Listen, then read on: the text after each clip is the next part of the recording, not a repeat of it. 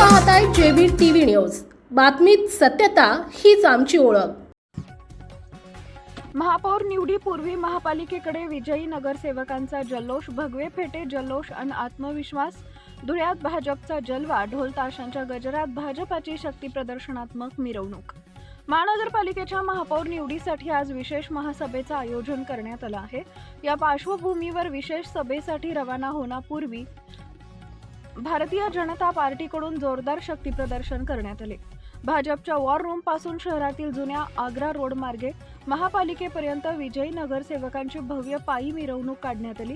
या मिरवणुकीचं नेतृत्व जयकुमार रावल, धुळे जिल्ह्याचे पालकमंत्री आणि अनुप अग्रवाल आमदार यांनी केले। ढोल ताशांच्या गजरात, फटाक्यांच्या आतषबाजीत आणि घोषणांच्या जल्लोषात भाजपचे 50 विजयी नगरसेवक नगरसेविका या मिरवणुकीत सहभागी झाले होते। सर्वांनी भगवे फेटे परिधान करत एकजुटीचं आणि विजयाचं प्रतिकात्मक दर्शन घडवलं। जुना आग्रा रोडवरून मार्गक्रमण करताना नागरिकांनी मोठ्या संख्येनं गर्दी केली होती। उत्साही कार्यकर्त्यांच्या घोषणा, कार्यकर्त्यांचा उत्साह आणि शिस्तबद्ध रचना यामुळे संपूर्ण परिसरात राजकीय वातावरण तापले होते।